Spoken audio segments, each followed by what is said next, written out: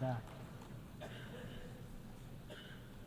My fellow leaders, today is the fourth time I've had the great honor of speaking to this assembly as President of the United States. It'll be my last. I've seen a remarkable sweep of history. I was first elected to office in the United States of America as a U.S. Senator in 1972. Now, I know I look like I'm only 40. I know that. I was 29 years old. Back then, we were living through an inflection point, a moment of tension and uncertainty. The world was divided by the Cold War. The Middle East was headed toward war. America was at war in Vietnam. At that point, the longest war in America's history. Our country was divided and angry, and there were questions about our staying power and our future. But even then, I entered public life not out of despair, but out of optimism. The United States and the world got through that moment. It wasn't easy or simple without significant setbacks. But we go on to reduce the threat of nuclear weapons through arms control, and then go on to bring the Cold War itself to an end. Israel and Egypt went to war, but then forged a historic peace. We ended the war in Vietnam. The last year in Hanoi, I met with the Vietnamese leadership. We elevated our partnership to the highest level. It's a testament to the resilience of the human spirit and the capacity for reconciliation. That today the United States and Vietnam are partners and friends. And it's proof that even from the horrors of war, there's a way forward. Things can get better. We should never forget that. I've seen that throughout my career. In the 1980s, I spoke out against apartheid in South Africa. And then I watched the racist regime fall. In the 1990s, I worked to hold Milosevic accountable for war crimes. He was held accountable.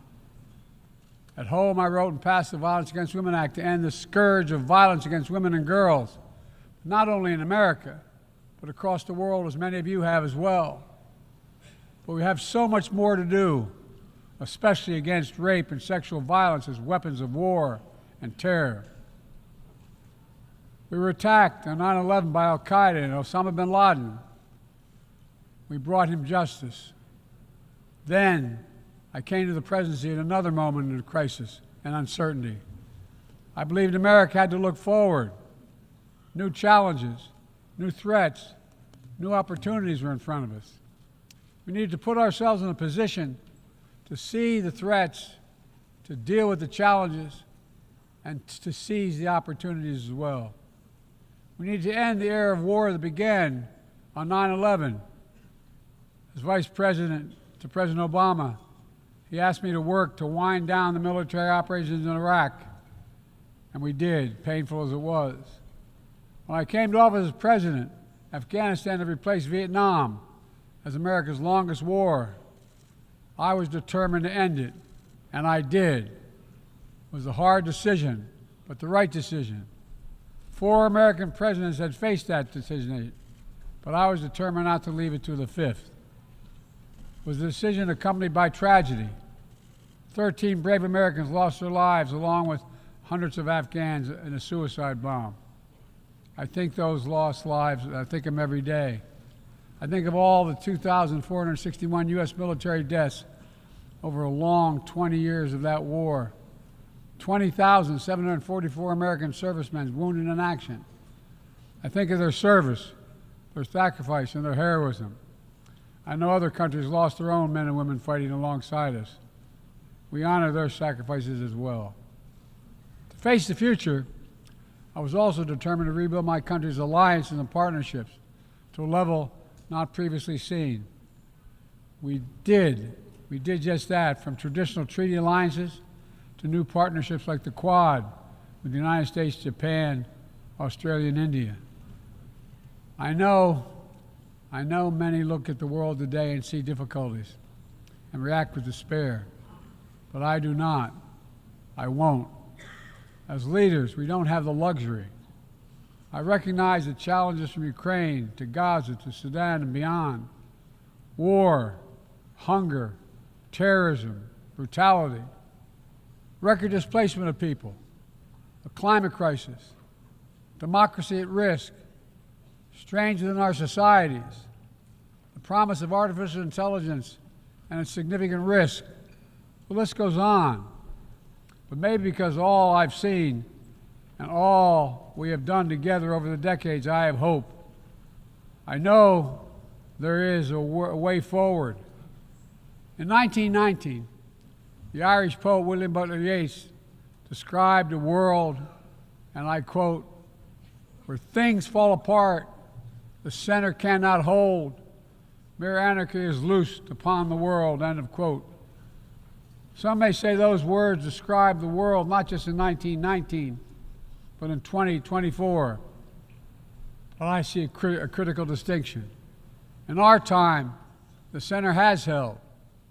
Leaders and people from every region and across the political spectrum have stood together, turned the page. We turned the page on the worst pandemic in a century. We made sure COVID no longer controls our lives. We defended the UN Charter and ensured the survival of Ukraine as a free nation. My country made the largest investment in climate, clean energy, ever anywhere in history. There will always be forces that pull our countries apart and the world apart.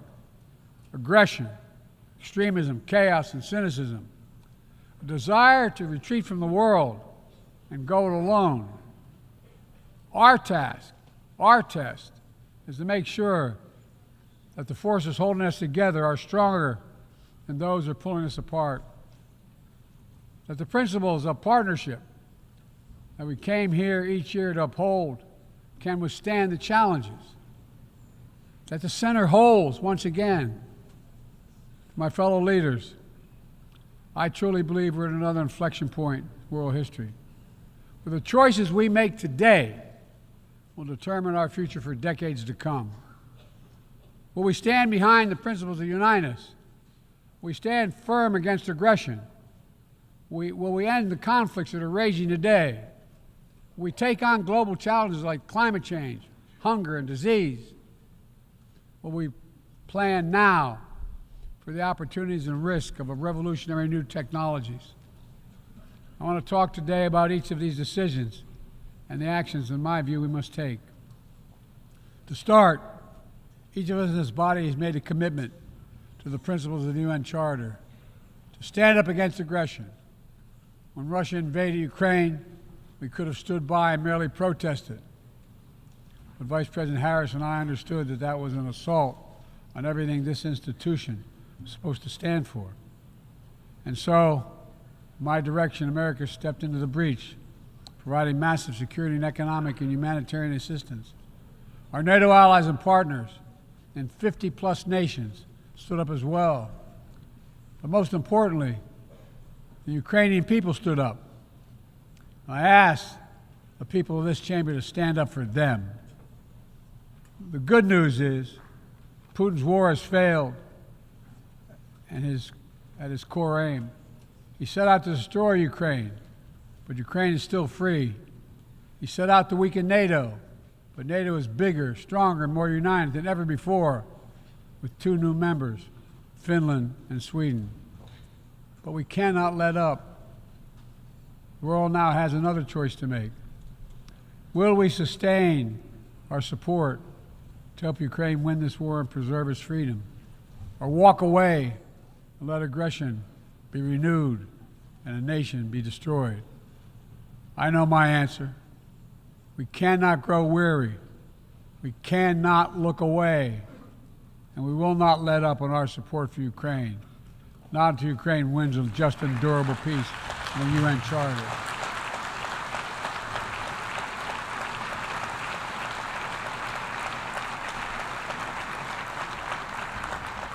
We also need to uphold our principles as we seek to responsibly manage the competition with China so it does not veer into conflict. We stand ready to cooperate on urgent challenges for the good of our people and the people everywhere. We recently resumed cooperation with China to stop the flow of deadly synthetic narcotics. I appreciate the collaboration. It matters for the people of my country and many others around the world. On matters of conviction, the United States is unabashed, pushing back against unfair economic competition, against military coercion of other nations in the South China Sea, and maintaining peace and stability across the Taiwan Straits, and protecting our most advanced technologies so they cannot be used against us or any of our partners. At the same time, we're going to continue to strengthen our network of alliances and partnerships across the Indo-Pacific. These partnerships are not against any nation. They're building blocks for a free, open, secure, and peaceful Indo-Pacific. We're also working to bring greater measure of peace and stability to the Middle East. The world must not flinch from the horrors of October 7th. Any country would have the right and responsibility to ensure that such an attack can never happen again. Thousands of armed Hamas terrorists invaded a sovereign state, slaughtering and massacring more than 1,200 people, including 46 Americans, in their homes and at a music festival. Despicable acts of sexual violence, 250 innocents taken hostage. I've met with the families of those hostages. I've grieved with them. They're going through hell. Innocent civilians in Gaza are also going through hell. Thousands and thousands killed, including aid workers. Too many families dislocated, crowding into tents, facing a dire humanitarian situation. They did not ask for this war that Hamas started.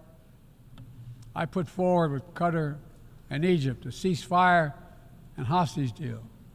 It's been endorsed by the UN Security Council. Now is the time for the parties to finalize its terms, bring the hostages home, and secure security for Israel and Gaza free of Hamas' grip, ease the suffering in Gaza, and end this war. On October 7th,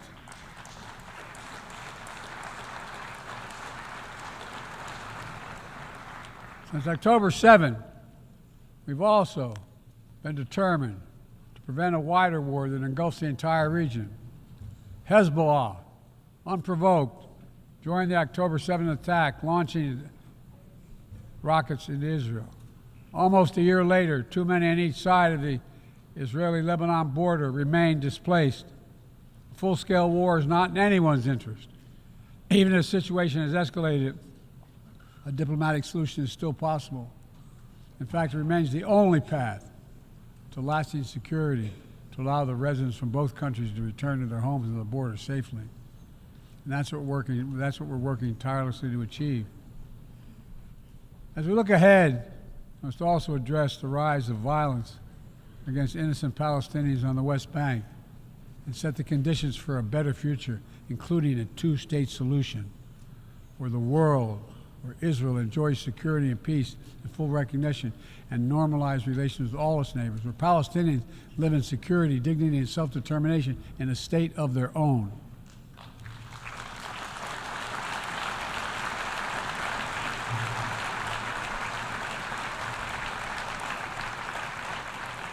Progress toward peace will put us in a stronger position to deal with the ongoing threat posed by Iran. Together we must deny oxygen to its terrorist proxies, which have called for more October 7th and ensure that Iran will never, ever obtain a nuclear weapon. Gaza is not the only conflict that deserves our outrage. In Sudan, a bloody civil war unleashed one of the world's worst humanitarian crises. 8 million on the brink of famine. Hundreds of thousands already there. Atrocities in Darfur and elsewhere. The United States has led the world in providing humanitarian aid to Sudan. And with our partners, we've led diplomatic talks to try to silence the guns and avert a wider famine. The world needs to stop arming the generals, to speak with one voice and tell them, stop tearing your country apart, stop blocking aid to the Sudanese people, end this war now.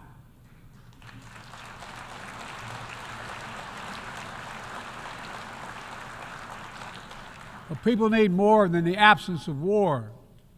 They need a chance to live in dignity. They need to be protected from the ravages of climate change, hunger, and disease. Our administration has invested over $150 billion to make progress and other sustainable development goals. It includes $20 billion for food security, over $50 billion for global health. We've mobilized billions more in private sector investment. We've taken the most ambitious climate action in history. We've moved to rejoin the Paris Agreement on day one. And today, my country is finally on track to cut emissions in half by 2030. On track to honor my pledge to quadruple climate financing to developing nations with $11 billion thus far this year. We've rejoined the World Health Organization, donating nearly 700 million doses of COVID vaccine to 117 countries. We must now move quickly to face Mpox outbreak in Africa. We're prepared to commit $500 million to help African countries prevent and respond to Mpox and to donate 1 million doses of Mpox vaccine now.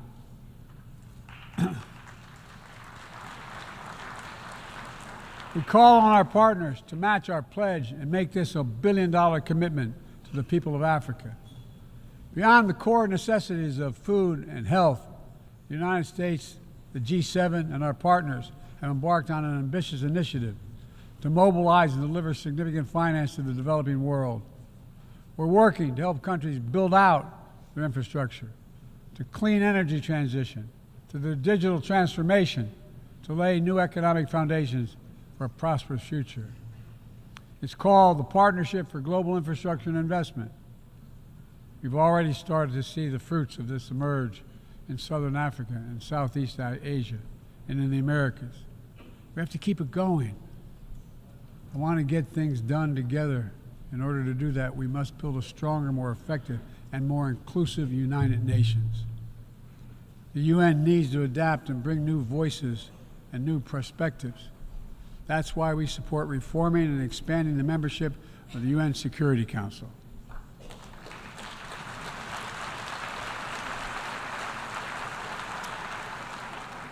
Our UN ambassador just laid out our detailed vision to reflect today's world, not yesterday's. It's time to move forward. The Security Council, like the UN itself, needs to go back to the job of making peace, of brokering deals to end wars and suffering.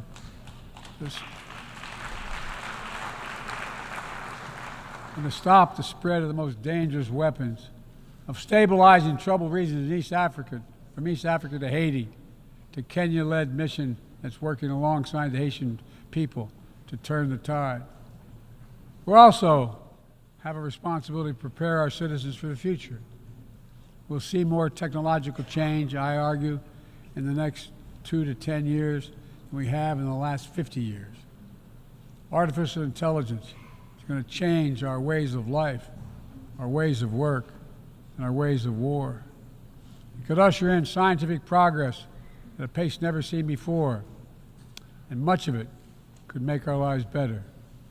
But AI also brings profound risks, from deep fakes to disinformation, to novel pathogens, to bioweapons. We've worked at home and abroad to define the new norms and standards. This year, we achieved the first ever General Assembly resolution on AI to start developing global rules of the road. We also announced a declaration on the responsible use of AI, joined by 60 countries in this chamber. But let's be honest, this is just the tip of the iceberg, what we need to do to manage this new technology. Nothing is certain about how AI will evolve or how it will be deployed. No one knows all the answers. My fellow leaders, it's with humility I offer 2 questions. First, how do we as an international community govern AI? As countries and companies race to uncertain frontiers, we need an equally urgent effort to ensure AI's safety, security, and trustworthiness. As AI grows more powerful, it also must grow more responsive to our collective needs and values. Benefits of all must be shared equitably. It should be harnessed to narrow, not deepen digital divides. Second, will we ensure that AI supports rather than undermines the core principles that human life has value and all humans deserve dignity? We must make certain that the awesome capabilities of AI will be used to uplift and empower everyday people, not to give dictators more powerful shackles on the human spirit.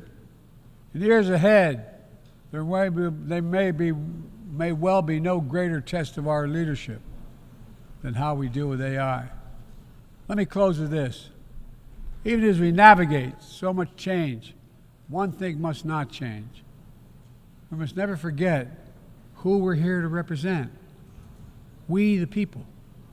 These are the first words of our Constitution, the very idea of America. They inspired the opening words of the UN Charter. I made the preservation of democracy the central cause of my presidency. This summer, I faced a decision whether to seek a second term as president. It was a difficult decision. Being president has been the honor of my life. There's so much more I want to get done. As much as I love the job, I love my country more. I decided after 50 years of public service, it's time for a new generation of leadership to take my nation forward. My fellow leaders, let us never forget, some things are more important than staying in power. It's your people.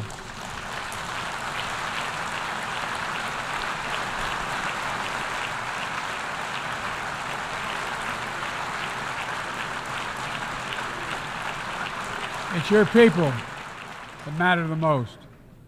Never forget, we are here to serve the people, not the other way around. Because the future will be won by those who unleash the full potential of their people, to breathe free, to think freely, to innovate, to educate, to live and love openly without fear. That's the soul of democracy. It does not belong to any one country. I've seen it all around the world, and the brave men and women who ended apartheid, brought down the Berlin Wall, fight today for freedom and justice and dignity. We saw it, that universal yearning for rights and freedom in Venezuela, where millions cast their vote for change that hadn't been recognized. But it can't be denied. The world knows the truth. We saw it in Uganda, LGBT activists demanding safety and recognition of their common humanity. We've seen citizens across the world peacefully choosing their future, from Ghana to India to South Korea, nations representing 1/4 of humanity who will hold elections this year alone. It's remarkable, the power of we the people, that makes me more optimistic about the future than I've ever been. Since I was first elected to the United States Senate in 1972, every age faces its challenges. I saw it as a young man. I see it today. But we are stronger than we think. We're stronger together than alone. And what the people call impossible is just an illusion. Nelson Mandela taught us, and I quote, "It always seems impossible until it's done. It always seems impossible until it's done." My fellow leaders, there is nothing that's beyond our capacity if we work together. Let's work together. God bless you all, and may God protect all those who seek peace. Thank you.